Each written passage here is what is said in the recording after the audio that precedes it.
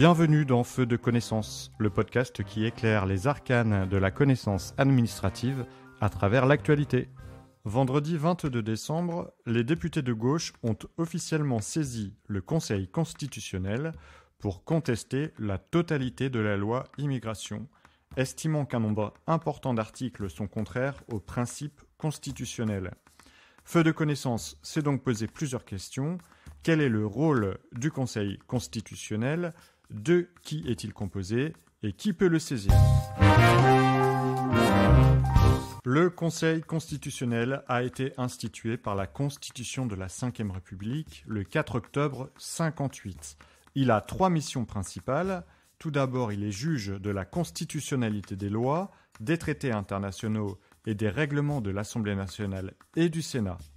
Il exerce soit un contrôle a priori, c'est-à-dire avant la promulgation, soit un contrôle a posteriori, c'est-à-dire après la promulgation. Il est également juge de la régularité des élections nationales, les présidentielles, les législatives, les sénatoriales ou encore les référendums. Et dans des circonstances particulières, comme le décès, la démission ou l'empêchement du président de la République, le Conseil constitutionnel peut également émettre des avis.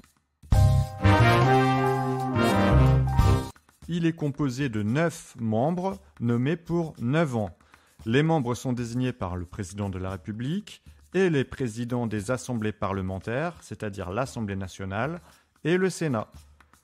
Ils se renouvellent par tiers tous les 3 ans. Le président de la République et les présidents des assemblées parlementaires nomment chacun un membre du Conseil tous les 3 ans. Les conseillers nommés prêtent serment devant le président de la République.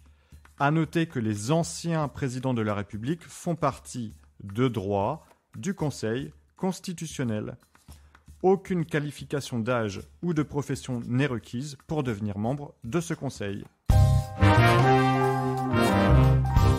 Les décisions du Conseil s'imposent au pouvoir public et à toutes les autorités administratives et juridictionnelles. Elles ne sont susceptibles d'aucun recours. Les décisions de conformité concernant les lois organiques ou ordinaires peuvent conduire à la censure totale ou partielle de la loi, mais non à son annulation puisqu'elles sont prononcées avant la promulgation de celle-ci. Les décisions sont notifiées aux parties et publiées au journal officiel de la République française. Il peut être saisi de plusieurs façons, soit de manière automatique, pour tous les textes énumérés dans l'article 61, alinéa 1 de la Constitution, avant qu'il ne soit officiellement adopté, soit il peut être saisi directement par plusieurs acteurs, notamment le président de la République, le Premier ministre, ainsi que par un groupe de 60 députés ou un groupe de 60 sénateurs. C'est le cas pour la loi immigration qui intervient avant la promulgation de la loi. Le rôle du Conseil constitutionnel s'étend également à la possibilité d'une saisine indirecte qui prend alors la forme d'une question prioritaire de constitutionnalité, la QPC.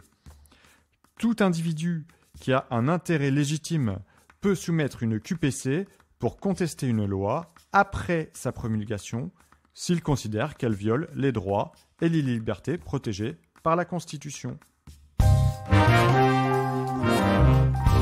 Pour la loi immigration, Emmanuel Macron a lui aussi fait savoir son intention de saisir le Conseil constitutionnel pour qu'il puisse statuer sur la conformité de tout ou partie de cette loi.